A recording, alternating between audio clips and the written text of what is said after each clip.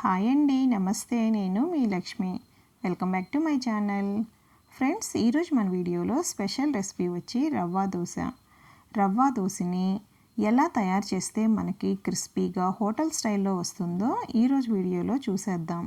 చిన్న చిన్న టిప్స్ పాటిస్తూ మీరు రవ్వ దోశని తయారు చేశారంటే మీరు కూడా హోటల్ స్టైల్లోనే రవ్వ దోశని ఇంట్లోనే తయారు చేసేసుకోవచ్చు. ఇప్పుడు రవ్వ దోశని ఎలా తయారు చేయాలో చూసేద్దాం. నేను ఒక బౌల్ తీసుకున్నాను. ఆ బౌల్లోకి 1 కప్పు సూజీ తీసుకున్నానండి. సూజీ అంటే ఇది ఉప్మా చేసుకునే రవ్వ అండి, ఉప్మా రవ్వ. ఇది మనం 2 కప్పులు తీసుకోవాలి.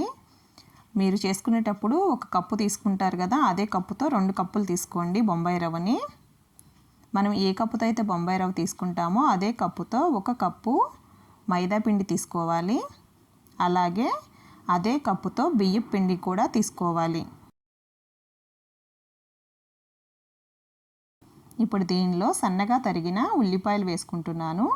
1 కప్పు తీసుకున్నాను ఇవి కూడా నేను ఉల్లిపాయలు. అలాగే సన్నగా తరిగిన పచ్చిమిర్చి,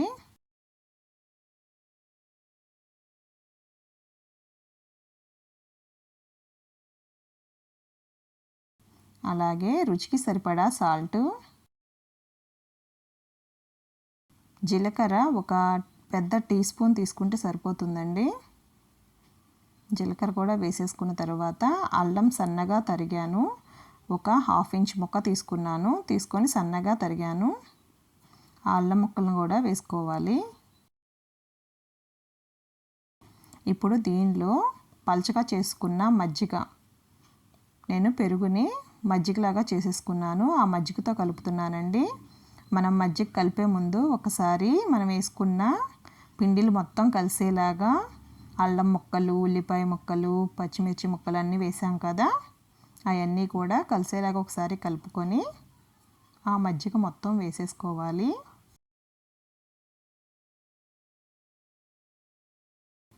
మజ్జిగ మొత్తం కూడా వేసేసుకొని కలుపుకోవాలండి. మనం ఇది కలుపుకోవడానికి మజ్జిగ 750 ml వరకు వేసాను నేను మజ్జిగని. అంటే లీటర్కి కొంచెం తక్కువగా వేసాను. లీటర్కి కొంచెం తక్కువగా వేసుకొని మొత్తం గరిటెతో కలిపేసుకోవాలి. మొత్తం మన పిండిలోకి మజ్జిగ మొత్తం కలిసేలాగా కలుపుకోవాలి. మనం వేసిన మజ్జిగ సరిపోవండి, నేను మిగతావి వాటర్ కలుపుతున్నాను. మొత్తం మన పిండిలో ఉండలు లేకుండా మొత్తం కలుపుకోవాలి. దీంట్లో నేను కొంచెం వాటర్ కూడా వేస్తున్నాను. వాటర్ కూడా వేసి చక్కగా జారుడుగా వచ్చేలాగా మనం పిండిని రెడీ చేసేసుకోవాలి. చూసారు కదా, ఆ విధంగా రెడీ చేసేసుకొని ఉప్పు అది చూసుకోవాలండి. ఉప్పు సరిపోయిందో లేదో చూసుకొని దాని మీద మూత పెట్టేసేసి 10 నిమిషాలు పక్కన పెట్టేసేయాలి. ఇప్పుడు 10 నిమిషాలు అయిపోయింది కదా, ఒకసారి తిప్పుకొని చూద్దాము. చూసారు కదా, కొంచెం చిక్కబడింది. మనకి ఉప్మా రవ్వ వేసాం కదండి, కొంచెం చిక్కబడుతుంది. అందుకని చెప్పి మళ్ళీ 1 కప్పు వాటర్ యాడ్ చేసుకోవాలి. చూసారు కదా, మనకి మజ్జిగ ఎలా ఉంటాయో అలా పల్చగా ఉండాలండి. చూసారు కదా, నేను వీడియోలో చూపిస్తున్న విధంగా అంత పల్చగా ఉంటేనే మనకి రవ్వ దోశ బాగా వస్తుంది.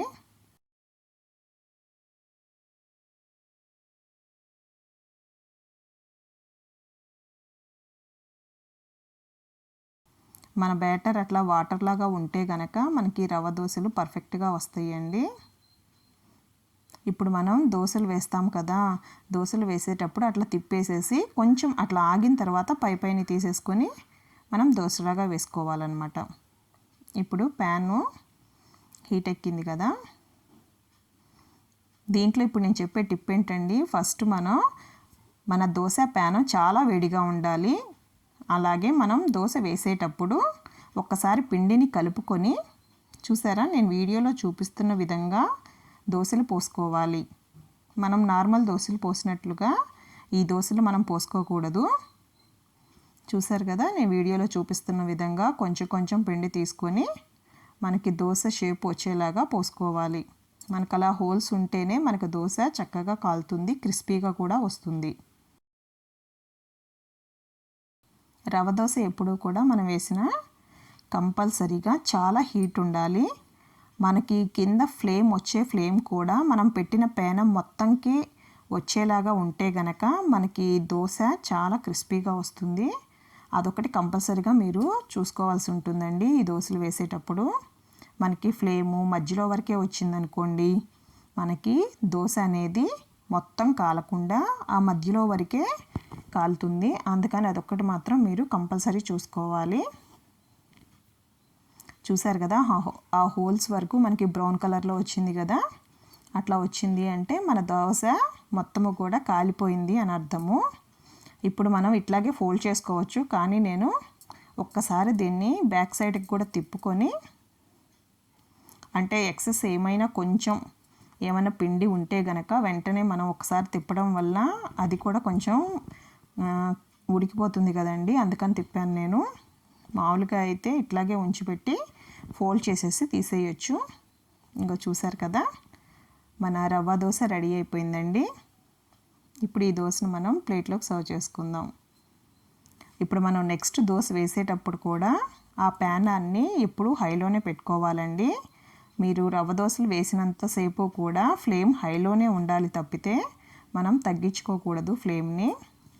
అలా తగ్గించాము అంటే పేనం వేడి లేదు అంటే కనుక మనకి దోశలు మాత్రం సరిగ్గా రావండి. దోశపిండి మన పేనానికి అంటుకుపోతుంది.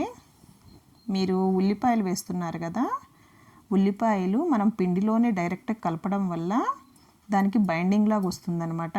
అందుకని చెప్పి మీరు ఉల్లిపాయలని పిండిలో కలుపుకొని ఈ రవ్వ దోశను చేసుకోండి.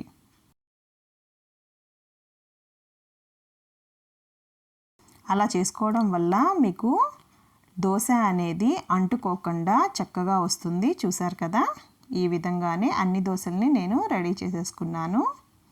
ఇప్పుడు దీనికి కాంబినేషన్ మీరు కొబ్బరి చట్నీ తీసుకుంటే కనుక చాలా బాగుంటుందండి. ఎంతో క్రిస్పీగా ఉండే రవ్వ దోశలు వేడివేడిగా రెడీ అయిపోయినాయి కదా.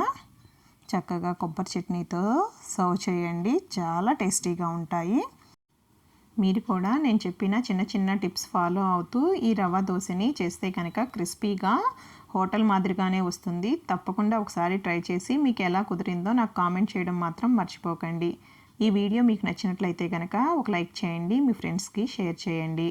మరిన్ని టేస్టీ రెసిపీస్ కోసం మన ఛానల్ని సబ్స్క్రైబ్ చేసుకోవడం మాత్రం మర్చిపోకండి. Thank you friends.